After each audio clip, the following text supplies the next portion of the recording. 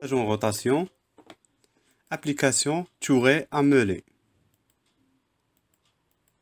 Donc, pour la présentation, le Touré à Meulé est une machine qui permet d'enlever la matière, acier, bois, caoutchouc, par abrasion, opération d'affûtage ou débavurage.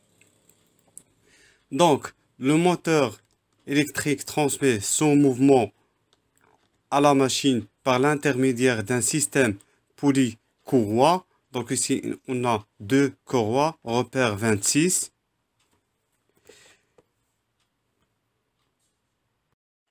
L'arbre porte-meule 2 est guidé en rotation par déroulement, repère 3 et repère 4. Donc pour les questions, la question numéro 1, colorier l'ensemble des pièces en rotation. Le moteur transmet son mouvement à la machine par l'intermédiaire d'un système poulie-courroie. Donc la poulie repère 12 est solidaire en rotation avec la clavette parallèle, l'écrou en coche, rondelle frein, plus l'arbre numéro 2. Il y a aussi un autre écrou en coche et rondelle frein à droite de la bague intérieure du roulement 4. La bague intérieure du roulement 4, l'entroutoise, repère 5, la bague intérieure du roulement 3, et la meule repère 15, et aussi les autres pièces qu'on a à gauche, c'est la pièce repère 17, et l'écran en coche, et la rondelle frein. La question numéro 2, de quel type de roulement s'agit-il? Donc, on a deux roulements 3 et 4. Ce sont des roulements à une rangée de billes à contact radial type BC. Question numéro 3. Est-ce que c'est un montage arbre tournant ou alésage tournant? Donc, on a l'arbre, il est solidaire en rotation avec la poulie, donc c'est un montage arbre tournant. Question numéro 4. Quelles sont les bagues montées serrées, extérieures ou intérieures? Donc, pour rappeler, la bague qui tourne par rapport à la direction de la charge appliquée sur le roulement est ajustée avec serrage. Donc, ce sont les bagues intérieures qui sont montées serrées. Pour la question numéro 5, identifier les obstacles arrêtant ces bagues axialement. Donc, pour le roulement numéro 3, on a un obstacle au niveau de E. À gauche c'est E. À droite, c'est F. Et pour le roulement repère numéro 4, on a un obstacle à G et un obstacle à H. Question numéro 6. La bague intérieure du roulement 4 est liée indirectement en translation avec l'arbre 2, à gauche en G, à droite en H. Établi sur le diagramme ci-contre, la suite des contacts entre la bague intérieure et l'arbre 2. Donc pour le roulement, repère 4. Donc à gauche, on a G. Donc la bague intérieure est en contact avec la pièce numéro 5. 5 est en contact avec la bague intérieure du roulement 3. Et la bague intérieure 3, elle est en contact avec l'arbre numéro 2. À droite, on a H. H, elle est en contact avec la rondelle frein repère 6 et l'écrou à encoche repère 7. Question numéro 7. Les bagues extérieures sont-elles montées avec jeu ou avec serrage? Les bagues extérieures sont fixes par rapport à la direction de la charge appliquée sur le roulement. Donc, ils sont montés avec jeu. Question numéro 8. Identifier les obstacles arrêtant ces bagues axialement, c'est-à-dire les bagues extérieures du roulement 3 et 4. Donc, pour le roulement 4, à gauche, on a A et à droite, on a B. Donc, il n'y a pas d'obstacle pour la bague extérieure du roulement 3. Et pour le roulement repère 4, à gauche, on a C et à droite, on a D. Donc, C, on a l'obstacle, c'est la pièce 8. À droite, il y a un autre obstacle, c'est l'obstacle créé par la pièce numéro 10. Question numéro 9. La bague extérieure du roulement 3 est-elle liée en translation avec le bâti 1? Donc, au niveau de la bague extérieure du roulement 3, on n'a pas d'obstacle, donc la réponse c'est non. La 10e question, donnez la tolérance des portées des bagues intérieures situées sur l'arbre. Donc, les bagues intérieures sont montées serrées, donc on utilise K6.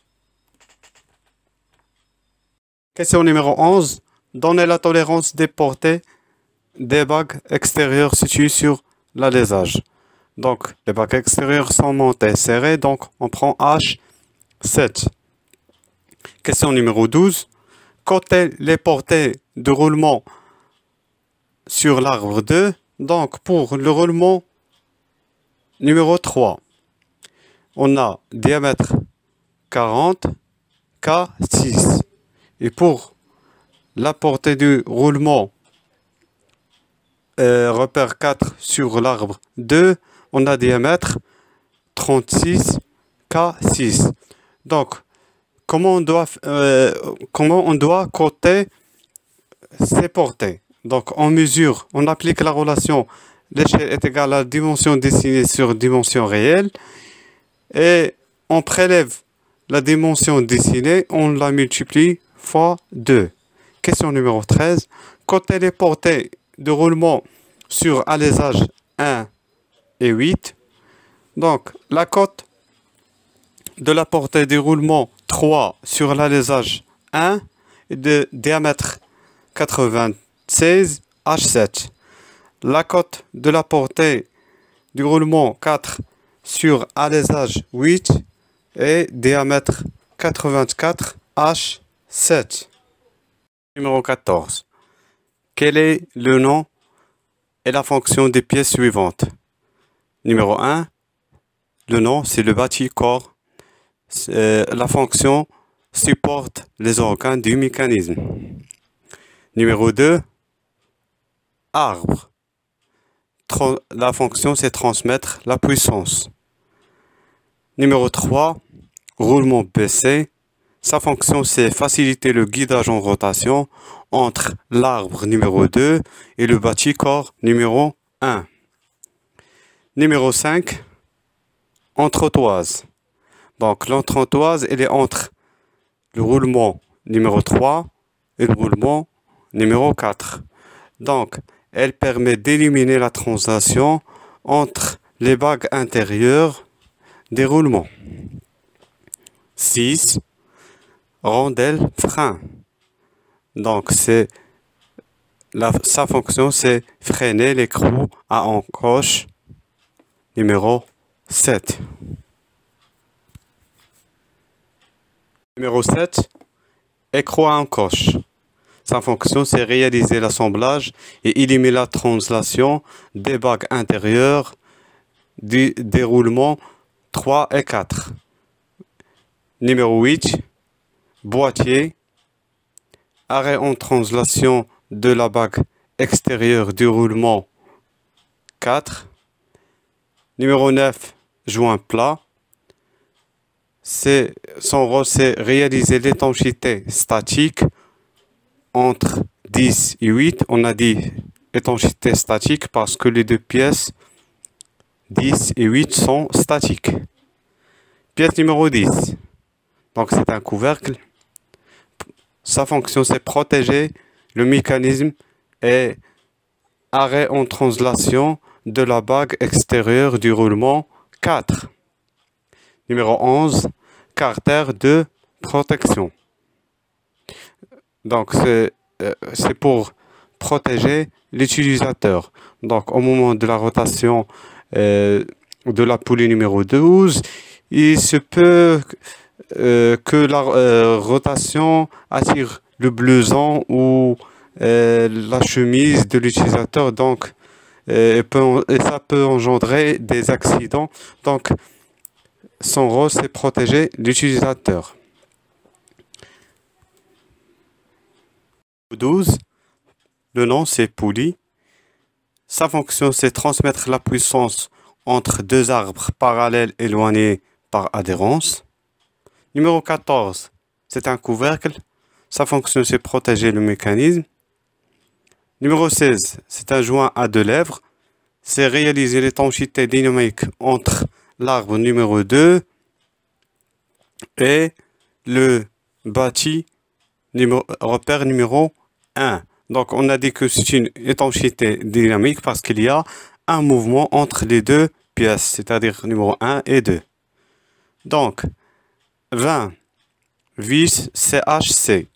Réaliser l'assemblage entre 8, 9, 10, 11 et 1. La pièce numéro 21. Rondelle grower. Sa fonction, c'est réaliser le freinage de la vis repère 20. 22, c'est une clavette parallèle. Sa fonction, c'est permet d'éliminer la rotation entre 12 et 2. Merci de votre attention.